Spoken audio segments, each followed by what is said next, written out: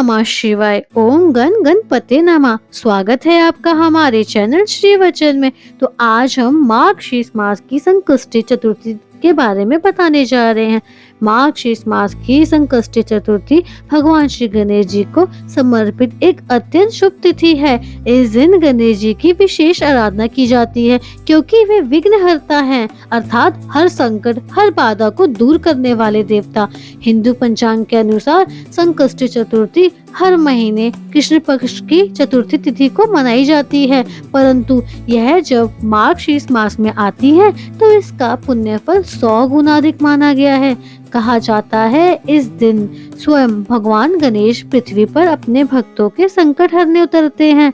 इस व्रत को करने से न केवल संकट दूर होते हैं बल्कि मन की शांति और धन समृद्धि और वृद्धि भी बढ़ती है। अब बात करते हैं ये व्रत कब आता है। मार्गशीर्ष मास की संकष्टी चतुर्थी मार्गशीर्ष कृष्ण पक्ष की चतुर्थी तिथि को पड़ती है।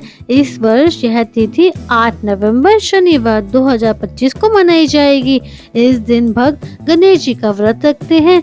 दिन भर निराहार रहकर चंद्रमा के दर्शन के बाद गणेश पूजन करते हैं और ओम गण गणपते नमः का जप करते हैं। जो भक्त श्रद्धा से इस व्रत का पालन करता है उसके जीवन की सभी संकट कष्ट और भय दूर हो जाते हैं। तो आप भी कमेंट बॉक्स में ओम गण गणपते नमः जरूर लिखें। गणेश जी की एक पौराणिक कथा है। एक बार पार्वती जी ने गणेश जी से पूछा कि अघन कृष्ण चतुर्थी संकटा कहलाती है, उस दिन किस गणेश की पूजा किस तिथि से करनी चाहिए। गणेश जी ने उत्तर दिया, हे हिमालय नंदिनी, अगन में पूर्वोक्त रीति से गजानन नामक गणेश की पूजा करनी चाहिए। पूजन के बाद अर्घ्य देना चाहिए। दिन भर व्रत रहकर पूजा के बाद ब्राह्मण को भोज कराकर जौ तिल चावल चीनी और घृत का शाकला बनाकर हवन कराए तो वह अपने शत्रु को वशीभूत कर सकता है। इस संबंध में हम एक प्राचीन इतिहास सुनते हैं। प्राचीन काल में त्रेता युग में दशरथ नामक एक प्रतापी राजा थे। वे राजा अखेट प्रिय थे। एक बार अनजाने में उन्होंने एक श्रवण कुमार नामक ब्राह्मण का अखेट में वध कर दिया। उस ब्राह्मण के अंधे माँ बाप ने राजा को शाप दिया कि जिस प्रकार हम लोग पुत्र शोक में मर रहे हैं उसी भांति तुम्हारा भी पुत्र शोक में मरण होगा। इससे राजा को बहुत चिंता हुई। उन्होंने पुत्रेष्टि यज्ञ कराया।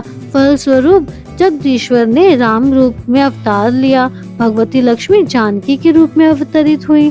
पिता की आज्ञा पाकर भगवान राम सीता और लक्ष्मण सहित वन को गए, जहां उन्होंने खरदूषण आदि अनेक राक्षसों या राक्षसियों का वध किया।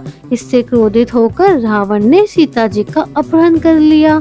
सीता जी की खोज में जब भगवान राम ने पंचवटी का त्याग कर दिया और ऋषिमुख पर्वत पर पहुंचकर सुग्रीव के साथ मित्रता की, तत्पश्चात सीता जी की खोज में हनुमान आदि वानर तत्पर हुए। ढूंढते ढूंढते वानरों ने गिरिराज संपाति को देखा। इन वानरों को देखकर संपाति ने पूछा कि कौन हो, इस वन में कैसे आए हो, तुम्हें किसने भेजा है, यहाँ पर तुम्हारा आना किस प्रकार हुआ है। संपाति की बात सुनकर वानरों ने उत्तर दिया कि भगवान विष्णु के अवतार दशरथ नंदन राम जी सीता और लक्ष्मण जी के साथ दंडकवन में आए हैं। वहाँ पर उनकी पत्नी सीता जी का अपहरण कर लिया गया है। हे मित्र, इस बात को हम लोग नहीं जानते कि सीता कहाँ है।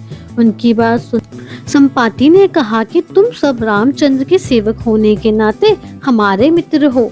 जानकी जी का जिसने हरण किया है वह जिस स्थान पर है वह मुझे मालूम है। सीता जी के लिए मेरा छोटा भाई जटायु अपने प्राण गंवा चुका है। यहाँ से थोड़ी ही दूर पर समुद्र है और समुद्र के उस पार राक्षस नगरी है।